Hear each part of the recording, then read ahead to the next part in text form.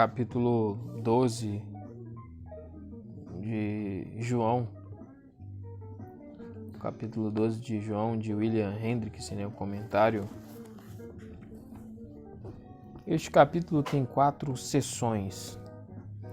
Letra A, Jesus é ungido em Betânia. Letra B, ele faz sua entrada triunfal em Jerusalém.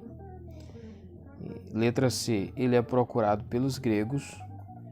E letra D, ele é rejeitado pelos judeus. 2 do 1 a 11. 1. Ora, 6 dias antes da Páscoa, Jesus foi para Betânia.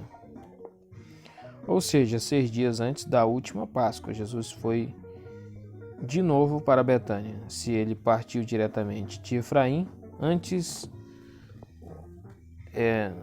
onde o quarto evangelho o havia localizado, 11:54, ou se foi de Jericó, da casa de Zaqueu, Lucas 18:35, dos 9 ao 10, como parece possível, o quarto evangelho não diz se Jesus se retirou para Efraim no início de fevereiro e lá permaneceu por 2 ou 3 semanas. Teria havido tempo suficiente para outras viagens antes da Páscoa, em abril. Assim, não há nenhum conflito entre João e Lucas.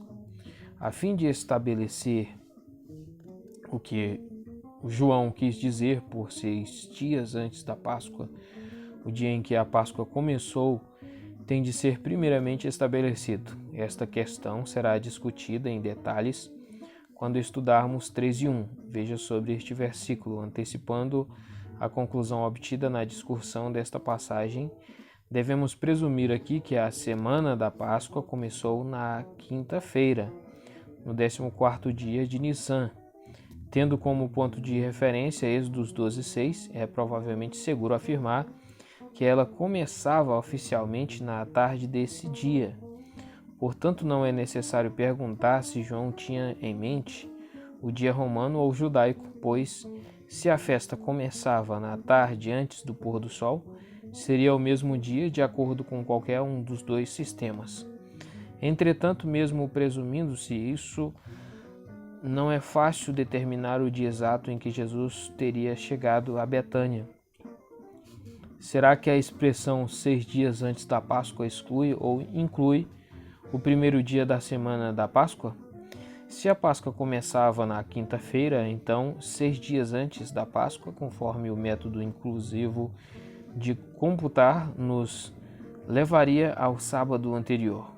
Já o método exclusivo fixaria o dia da chegada um dia antes, sexta-feira. Qual dos dois é correto? Estaríamos dispostos a deixar a pergunta sem resposta e a confessar nossa ignorância se não fosse pela informação fornecida em 12:9 e 11, acreditando como fazemos que a entrada triunfal ocorreu no domingo. Fica claro, a partir de 12:9 e 11, que no dia anterior, isto é, no sábado, uma grande multidão teria ido a Betânia para ver Jesus e Lázaro, a quem ele ressuscitara dentre os mortos. Parece que essa grande multidão tinha vindo de Jerusalém. Veja sobre 12:9.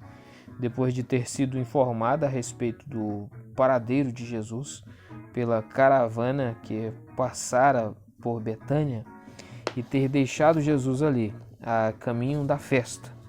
Uma pergunta igualmente se apresenta: se Jesus não chegou a Betânia até a tarde de sábado, a tarde justamente antes da entrada triunfal, então teria havido tempo suficiente para que todos os eventos seguintes acontecessem nessa tarde? Estude a lista.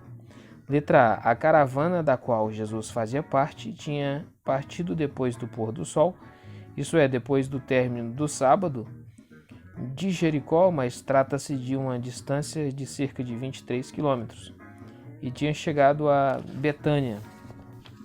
Letra B. Jesus deixa a caravana para passar algum tempo com seus amigos na aldeia. C. O restante da caravana prossegue rumo a Jerusalém, uma distância em média de 3 quilômetros. 11:8, embora para alguns que acamparam entre Jerusalém e Betânia fosse um pouco mais curta. Letra D. As pessoas que estavam na caravana agora começam a espalhar a notícia do paradeiro de Jesus. Letra E. Depois de certo tempo, uma grande multidão se reúne e viaja de Jerusalém para Betânia, a fim de ver Jesus e Lázaro, a quem Jesus ressuscitara de entre os mortos. Letra F.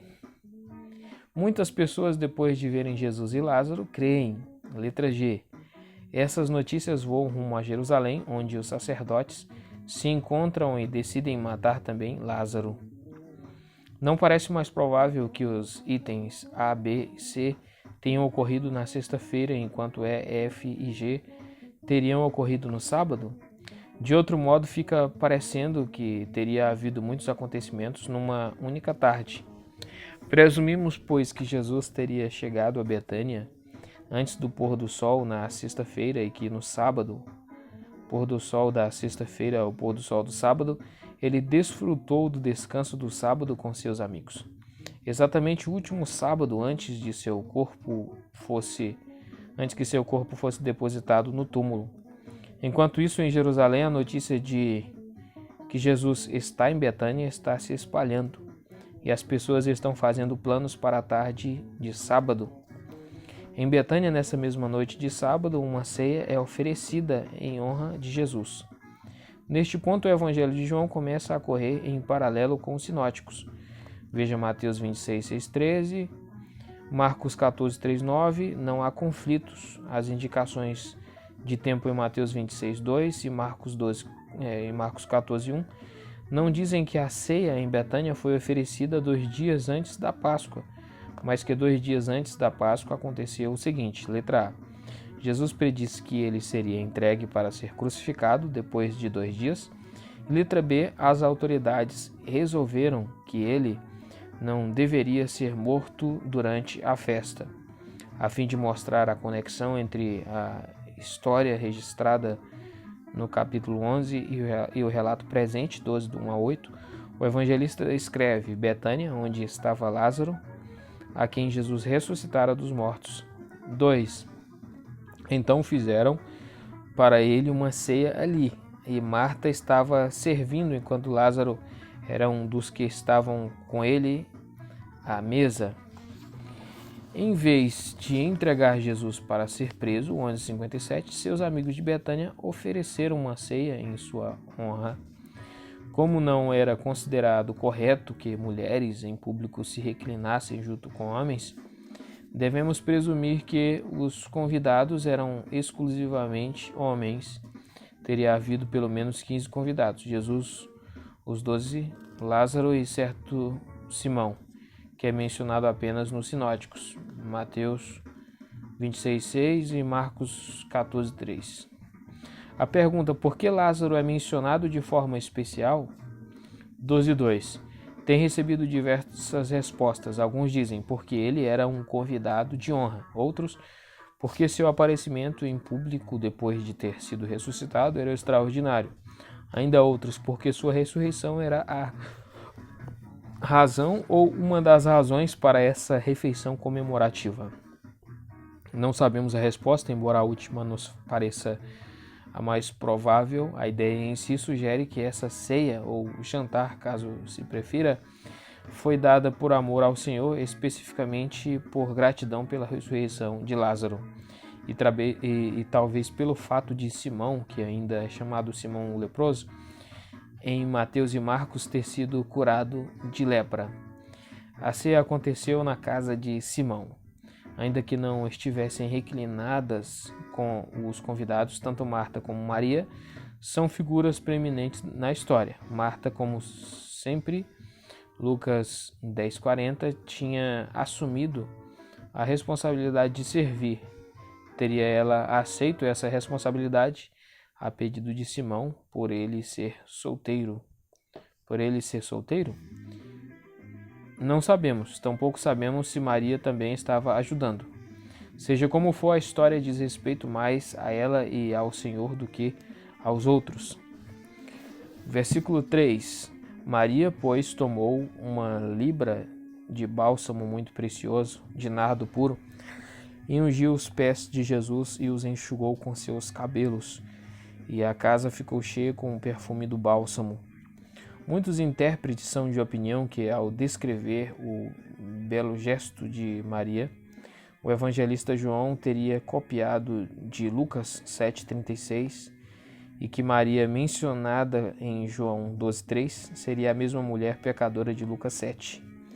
Ou que, conquanto os dois acontecimentos sejam distintos, o autor do quarto evangelho teria feito confusão com suas fontes de informação e simplesmente acrescentando a história que ele tinha encontrado em Mateus 26, 6, 13 e Marcos 14, 3, 9, os detalhes relativos ao enxugar os pés de Jesus, cujas características ele extraíra de Lucas 7. Rejeitamos completamente essa teoria. Veja a nota de rodapé. Lázaro era um dos que estavam com ele à mesa. Maria, pois, é possível que ao conectivo ou deva ser dado aqui seu significado integral de portanto, isto é, visto que Lázaro fora ressuscitado dentre os mortos e estava agora reclinando alegre e disposto ao lado de Jesus, portanto Maria realizou o seu nobre feito.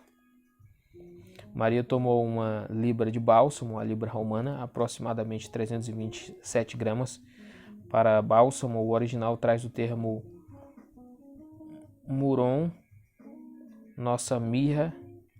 O nome feminino Muriel é da mesma raiz e significa perfume. Para a diferença entre óleo é lion e bálsamo, muron. Veja Lucas 7,46.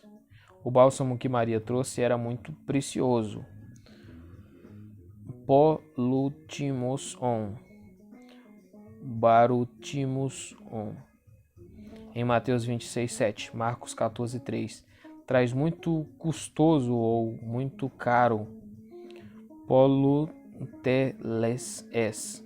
Mas essa palavra é algumas vezes usada metaforicamente como com mais ou menos a mesma conotação que polutimus on. 1 Pedro 3,4, entretanto, em vista de Marcos 14,5 e João 12,5, é provável que em Marcos 14,3, poluteles es signifique, na verdade, muito caro. A essência desse bálsamo era derivada do nardo puro, uma erva aromática que cresce nos campos do Himalaia, entre o Tibete e a Índia. Pelo fato de que ela tinha de ser trazida de uma região tão remota e transportada no lombo de camelos através de regiões montanhosas, era extremamente cara. Observe que este nardo em particular não era nenhuma imitação, ao contrário, era o artigo genuíno. O bálsamo era extraído do nardo puro. Além do mais, os sinóticos ressaltam que esse bálsamo estava em um vaso de alabastro, ou seja, em um vaso de gipsita fina e branca, ou talvez de cor clara. Dá para se imaginar a cena com seu coração transbordante de amor e gratidão para com seu Senhor. Maria posicionou-se atrás de Jesus, já que os convidados, segundo o costume oriental, estavam reclinados em divãs dispostos em um U invertido, em volta de uma mesa baixa. De repente, ela quebra o vaso que estava trazendo nas mãos e derrama seu conteúdo de cheiro adocicado sobre Jesus. Segundo Mateus e Marcos, ela derrama sobre a cabeça dele, Salmos 23, 5. Segundo João, ela unge seus pés. Não há conflito, pois Mateus e Marcos claramente indicam que o bálsamo foi derramado sobre o corpo de Cristo. Mateus 26, 12 e Marcos 14, 8. Evidentemente havia o suficiente para o corpo todo, cabeça, pescoço, ombros e até para os pés. Salmo 133, 2, mas aqui em João o bálsamo não escorre simplesmente, ele é derramado sobre os pés. com total desconsideração pelos costumes orientais de bom comportamento, que via com absoluta desaprovação a ação de uma mulher que soltasse seus cabelos na presença de homens. Maria, dando livre vazão ao seu coração, não apenas solta os cabelos, mas pior ainda do ponto de vista oriental, enxugou com seus cabelos os pés de Jesus.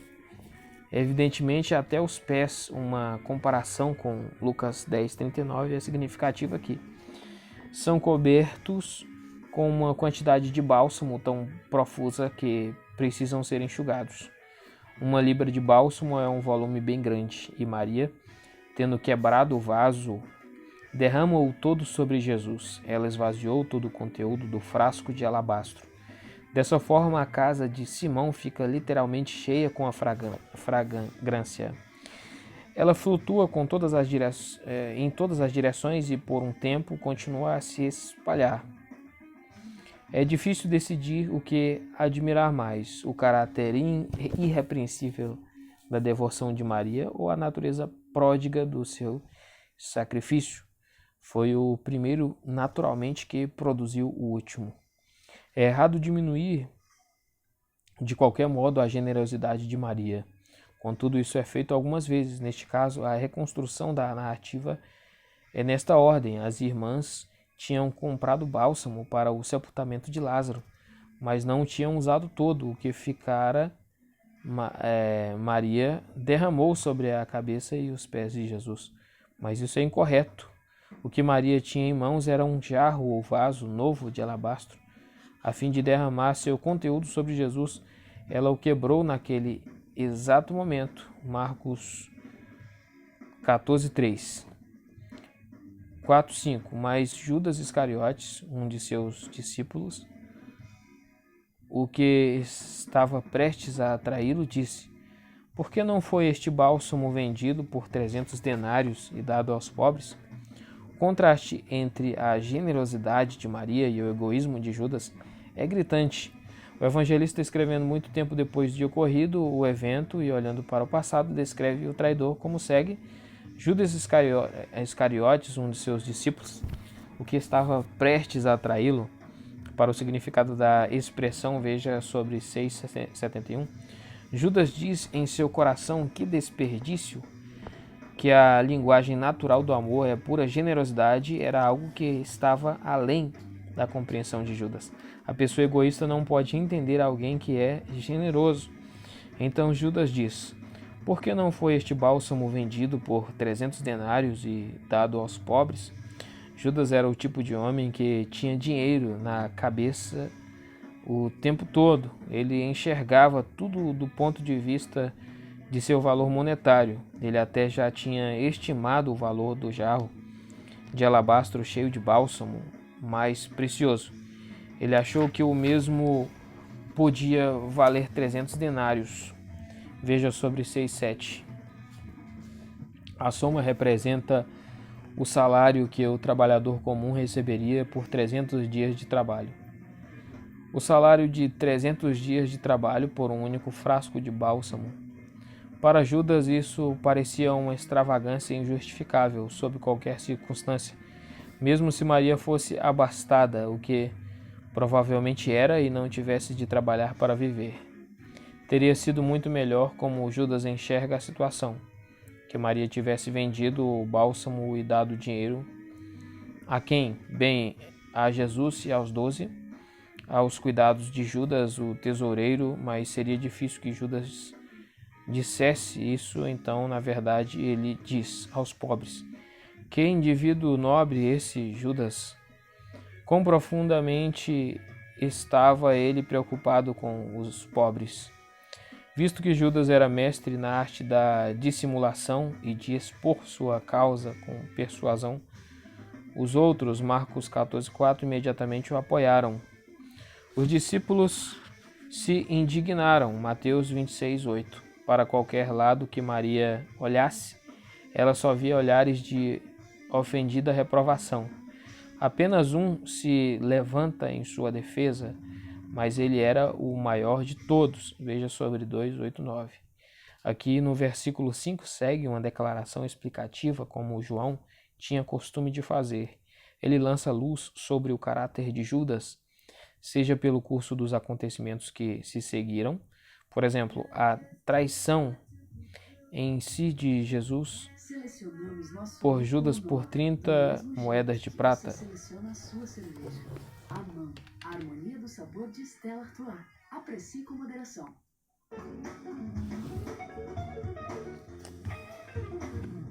Ou por revelação direta ou ambas, o evangelista posteriormente adquiriu uma compreensão sobre a alma do traidor.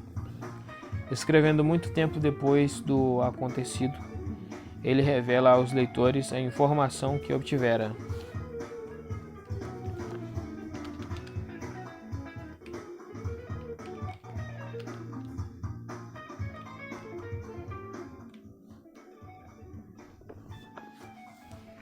Versículo 6.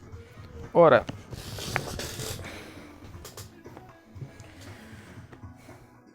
ele disse isso não porque estivesse preocupado com os pobres, mas porque era um ladrão. E como tinha a caixa de dinheiro, costumava tirar o que era depositado nela. Judas era, na verdade, um ladrão. Ele era o tipo de ladrão que estava ainda por ser descoberto.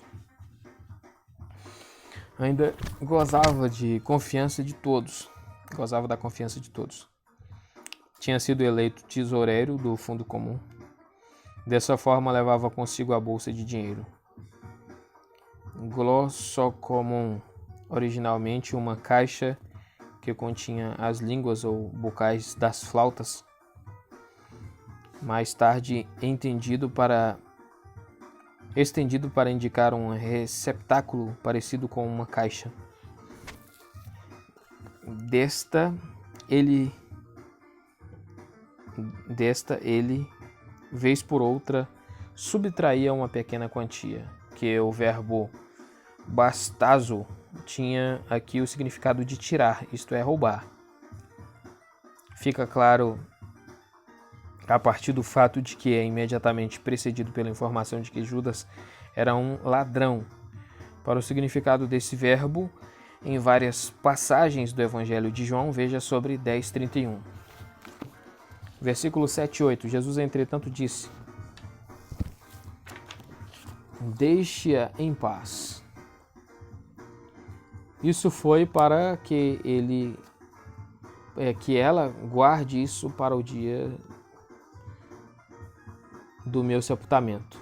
Versículo 8. Porque os pobres vocês sempre os têm consigo, mas a mim vocês nem sempre têm.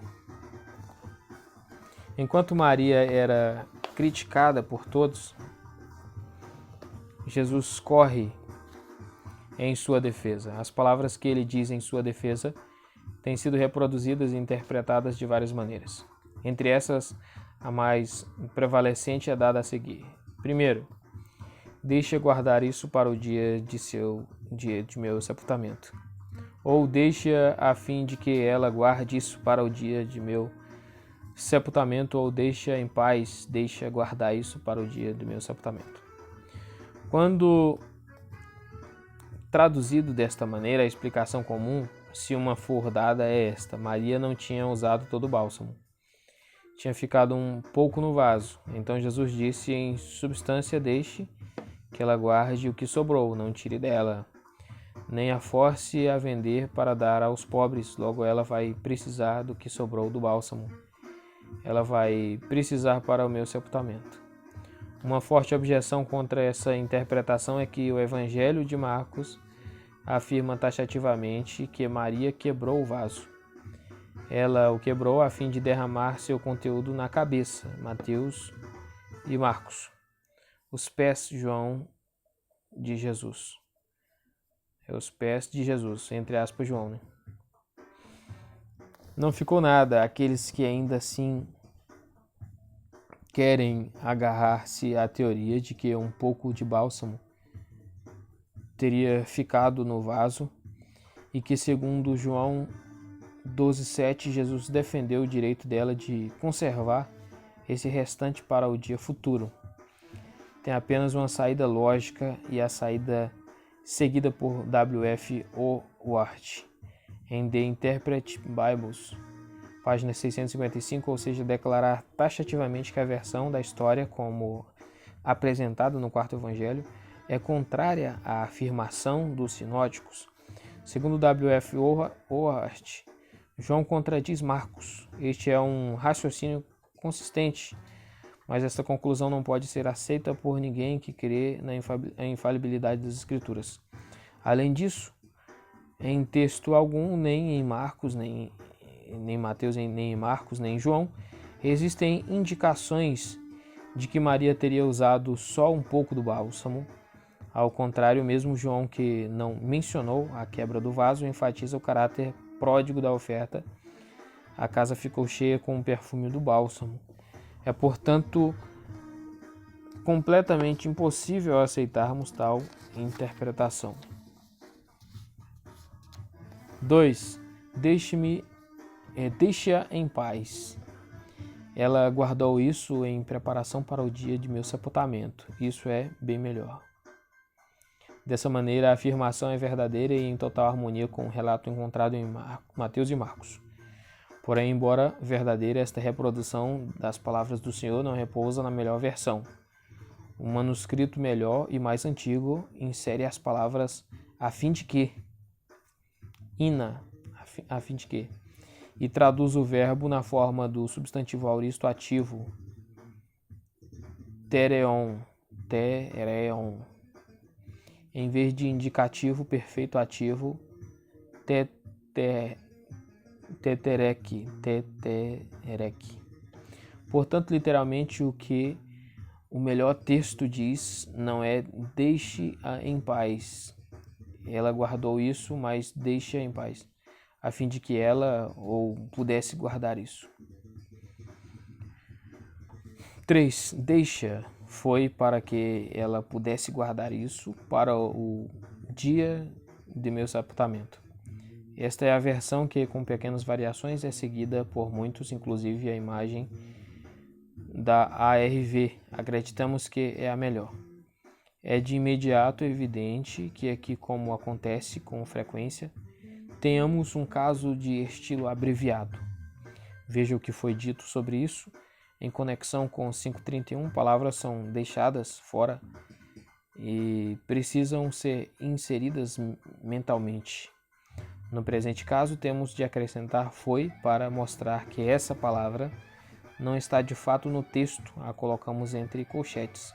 Estritamente falando também, no versículo 5 deste capítulo há uma expressão condensada. Judas não disse literalmente por que não se vendeu este perfume por 300 denários e não se deu aos pobres. Ele não disse que o bálsamo fosse dado aos pobres, mas que a renda da venda do bálsamo lhes fosse doada. Portanto, também em conexão com este versículo, a pessoa acrescenta, talvez até de maneira inconsciente, umas poucas palavras que são necessárias para completar o pensamento. Não há nada de estranho nisso, nossa conversação diária é cheia de expressões abreviadas. Para chegar ao que é provavelmente o sentido das palavras de Jesus em 12:7, o contexto precedente deve ser mantido em mente. Judas, como porta-voz dos demais, tinha criticado Maria. Se Maria chegasse a possuir esse vaso caríssimo, cheio desse preciosíssimo bálsamo, seja por tê-lo comprado, obtido por herança ou presente, Judas não pergunta por que ela não o vendeu e deu os proventos aos pobres. Jesus agora revela a razão pela qual Maria, que tinha naturalmente comprado o bálsamo, não tinha seguido o curso indicado por seus críticos, para que ela guarde isso para o dia do meu sepultamento. Maria sabia o que estava fazendo. Ela, de fato, acreditava que não demoraria a chegar o dia em que os inimigos de Jesus o matariam. Será que seus amigos teriam a oportunidade de ungir seu corpo? No entanto, essa honra não poderia deixar de ser cumprida. Maria deve tanto a Jesus. A ele deve sua salvação e a recuperação de seu irmão Lázaro do reino dos mortos. Portanto, ela tinha decidido guardar o bálsamo para o dia do sepultamento do seu Senhor. Não, entretanto, no sentido em que ela literalmente quisesse guardar o vaso selado até que, de fato, chegasse o dia, pois aí poderia ser tarde demais, mas que ela o guardaria até o dia que surgisse uma boa oportunidade, e então ela o ungiria em antecipação de seu sepultamento. Era agora ou nunca, contraste com 19:39-40. Acreditamos que essa interpretação é provavelmente correta pelas seguintes razões. Primeiro, esta está em harmonia com a declaração clara encontrada em Mateus 26:12. Ela fez isso para preparar-me para o sepultamento. Em Marcos 14:8, ela ungiu meu corpo em antecipação ao sepultamento. 2. Está bem em harmonia com o fato de que Maria, talvez mais do que qualquer outro discípulo de Jesus, estava convencida de que o dia da morte de Cristo, bem como de seu sepultamento, estava perto de acontecer. Quanto a isso, observe. Letra A. Jesus com frequência tinha predito a aproximação de sua morte, algumas vezes publicamente, outras em particular. Veja Mateus 9:22, Marcos 8:31, João 6:52 e etc. Algumas destas predições teriam chegado aos ouvidos de Maria. Letra B. Os acontecimentos dos últimos poucos meses claramente apontam na direção do cumprimento dessas suas predições. Gradualmente a ira dos inimigos estava se transformando em ação. Letra C. Maria talvez tenha sido a melhor ouvinte que Jesus teve. A mesma que agora ungia os pés de Jesus, era também a mesma que se assentava aos pés de Jesus. Lucas 10:39. Entre esses dois fatos há uma relação estreita. Maria tinha abraçado sua oportunidade e essa oportunidade logo seria uma coisa do passado.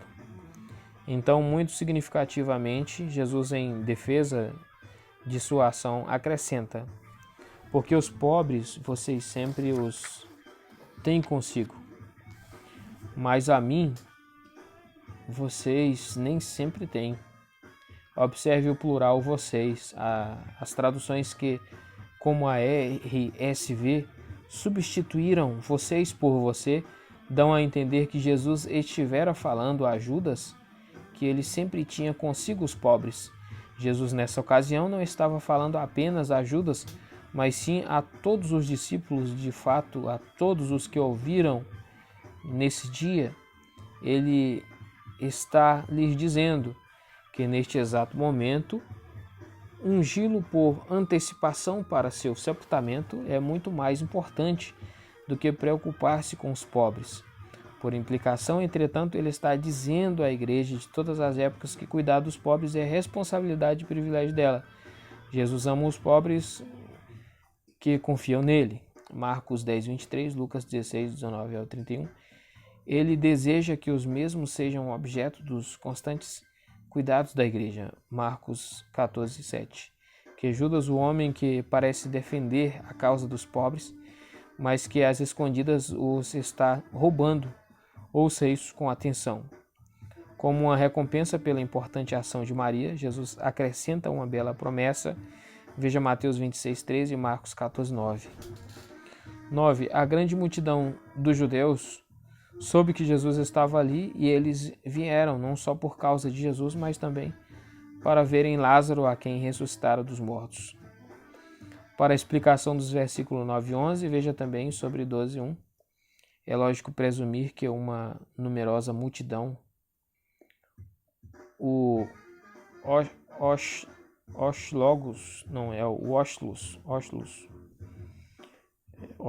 né? Aqui não pode ler óculos, né? É Oculus.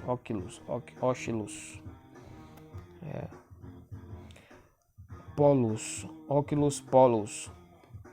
Grande número de pessoas.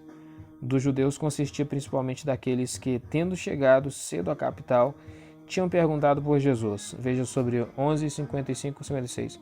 Por meio da caravana que tinha recentemente entrado na cidade e passado por Betânia, eles receberam uma resposta à pergunta que estavam fazendo sem parar. O que vocês acham que certamente não virá à festa? Na verdade, de sexta-feira e no sábado, no meio de grande excitação, o povo está dizendo uns aos outros: vocês já sabem, Jesus vem mesmo, ele já chegou a Betânia. E assim, na tarde do sábado, eles deixaram a cidade em grupos a caminho de Betânia. Os que estavam hospedados a menos de um dia de jornada de sábado fora de Betânia devem ter vindo um pouco antes. O propósito deles, é claro, era ver Jesus, que recentemente tinha ressuscitado Lázaro dentre os mortos, e também ver o próprio Lázaro. Esses judeus mencionados aqui não são os líderes religiosos hostis a Jesus. O sentido no qual o termo é tão frequentemente empregado no quarto evangelho, veja sobre 1,19, mas o povo comum, os caçadores de emoções. 10,11. Então os principais sacerdotes resolveram matar também Lázaro. 11. Porque, por causa dele, muitos judeus estavam crendo em Jesus. Os principais sacerdotes foram absolutamente impiedosos. Para atingir seus objetivos, eles estavam dispostos a matar não apenas Jesus, mas também Lázaro. Este último era também uma ofensa a eles, e isso por duas razões. Letra A, a razão claramente afirmada que, por causa dele, muitos judeus estavam crendo em Jesus. Literalmente, estavam indo embora e crendo, mas isso é claramente uma endíades. E B, Lázaro tinha sido ressuscitado dos mortos e os principais sacerdotes, sendo saduceus, não criam na ressurreição. Então, tramaram matá-lo também, na esperança de que, com toda a probabilidade, ele não mais pudesse ser ressuscitado de novo. Ao que parece, a decisão a respeito de Lázaro nunca foi executada. Lázaro, gozando de saúde perfeita, andando por todo lado como de costume, deixava uma impressão indelével na multidão, pois sabia-se que esse era o mesmo homem que tinha estado morto no túmulo por 4 dias. Como resultado do que eles tinham agora visto com os próprios olhos, muitos, ao partirem de Betânia, estavam crendo em Jesus. O imperfeito é usado aqui, é pisteuon, seguido de eis, para o significado de pisteuo, eis, veja também sobre 1,8. Em vista de 12,37, em que a mesma forma é usada no original, o imperfeito do verbo seguido de eis, e em que a fé genuína é indicada, deve-se considerar possível que esses crentes tinham se tornado discípulos no melhor sentido do termo, pelo menos isso se aplicava a muitos entre eles. Síntese de 12 e 11. Veja o esboço na página 431, o Filho de Deus é ungido por Maria de Betânia, o nobre ato de Maria. Primeiro, seu caráter foi inspirado pela gratidão. A diferença entre Maria e Judas era essa. Judas falhou em completar o ciclo, Maria, pela soberana graça de Deus, o completou. A comunhão, embora apenas exterior, com o Senhor dia após dia, deveria ter resultado em gratidão da parte de Judas, mas não, pois ela era uma pessoa inteiramente egoísta.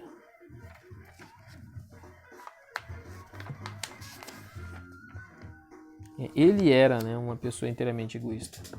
Um ladrão calculista e frio, um embusteiro. Esse é o Judas, falando do Judas. Um embusteiro nato. Maria, por outro lado, entendeu que quando o amor desce dos céus em feitos de poder e misericórdia, tal como a ressurreição de Lázaro, ele deve ser correspondido sob a forma de gratidão. Os céus tinham falado: Lázaro, saia. A terra tinha respondido: e a suave fragrância de seu feito foi enviada de volta aos céus. Dessa maneira o amor respondeu ao amor, e o círculo se completou. Ai do homem ou mulher que falha em completar o círculo. Efésios 1:3. Letra B.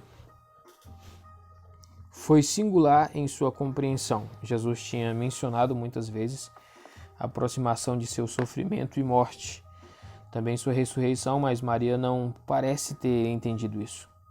Essas predições não foram criadas. Pedro dissera que isso nunca aconteça contigo. Maria, porém, compreendeu, pelo menos em parte. Ela creu e ungiu Jesus em antecipação ao seu sepultamento. Letra C. Foi régia em sua prodigalidade. Não havia nada medido ou cuidadosamente calculado nessa oferta. Maria quebrou o vaso e o derramou completamente. A devoção dela era irrestrita em sua expressão. O vaso era de alabastro caríssimo, o bálsamo era muito precioso. Sua essência era um antigo, genuíno nardo puro, obtido com grande dificuldade de uma região remota. E a quantidade de bálsamo era 1 libra inteira, suficiente para ungir não apenas a cabeça, mas também os pés. E estes tão copiosamente que tiveram de ser enxugados, a casa inteira ficou tomada pelo perfume. Letra D. Foi bela em sua oportunidade. A simples presença de Lázaro, ressurreto dentre os mortos, e de Simão, curado de sua lepra, tornou o feito oportuno.